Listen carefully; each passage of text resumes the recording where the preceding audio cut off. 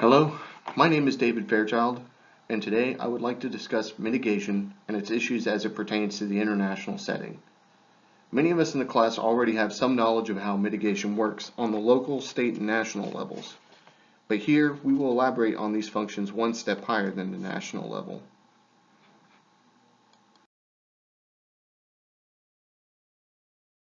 Before we continue, it's important to understand what mitigation is and how it applies to the topic. According to Haddo, Bullock, and Coppola, mitigation is a sustained action to reduce or eliminate risk to people and property from hazards and their effects. FEMA's website goes further to include that for mitigation to be effective, we need to take action now to reduce human and financial consequences later by analyzing, reducing, and insuring against risk.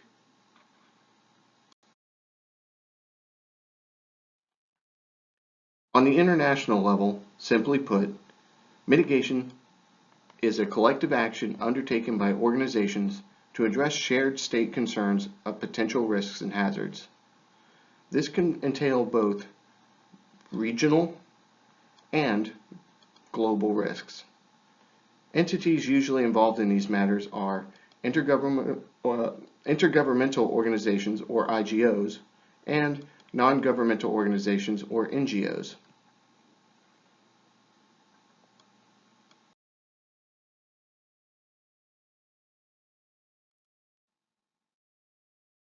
IGOs can be either independent organizations that have state membership or can be cooperating individual state agencies working toward mutual interests. The most well-known IGO is the United Nations.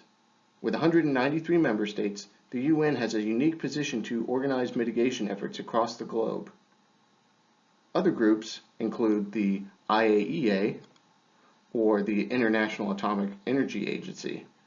They oversee the use and risks of nuclear energy, such as the events of Chernobyl and Fukushima, but can also raise issues about upcoming nuclear power states like Iran. Another group is the International Partnership on Mitigation and MRV, or Measuring, Reporting, and Verification. NGOs are nonprofit groups that operate independently from governments, but can offer similar or specialized expertise. These can include such groups as the Climate Action Network, which focuses on climate change and environmental concerns. There's also the ADRA, or the Adventist Development and Relief Agency, which is a religious-based humanitarian agency. It often helps with food shortage issues and helps governments develop plans for mitigation. And lastly, there is CARE, or the Cooperative for Assistance and Relief Everywhere, which has similar aims and goals as ADRA, but operates as a non-sectarian organization. There are numerous concerns that are currently being discussed on international settings. One of the biggest issues facing the globe is climate change.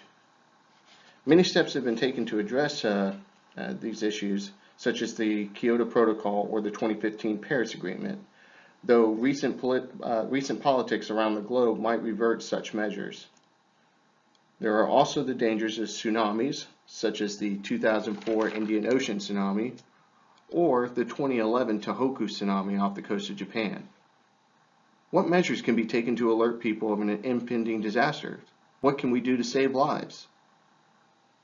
There's also the nuclear concerns, such as the Fukushima Daiichi plant that was caused by the 2011 tsunami. How do we safeguard plants and prevent radiation leaks? Or in the case of Iran, how do we enable future nations to use nuclear energy but prevent its use for plutonium enrichment? Or worse, preventing terrorist or non-state organizations from acquiring it? And another big issue currently going on is the Syrian refugee crisis. As large numbers of people congregate into small refugee camps, there are concerns about sanitation, which can lead to disease outbreaks and infections, as well as security concerns. Some organizations, such as the World Economic Forum, compile and keep track of immediate and long-term risks, as shown here on the screen.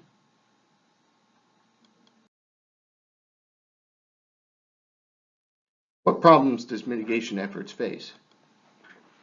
One of the biggest issues is funding.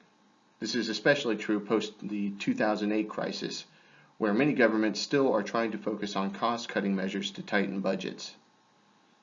There's also leadership concerns.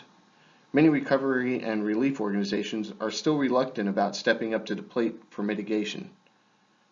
The textbook has a quote from an emergency management state director who said, "I will never lose my job for failing to do mitigation, but I could lose my job if I mess up a response."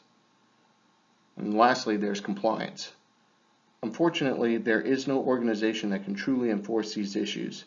The UN can recommend member states to act against another state through sanctions and other measures, but these members are also under no obligation to comply.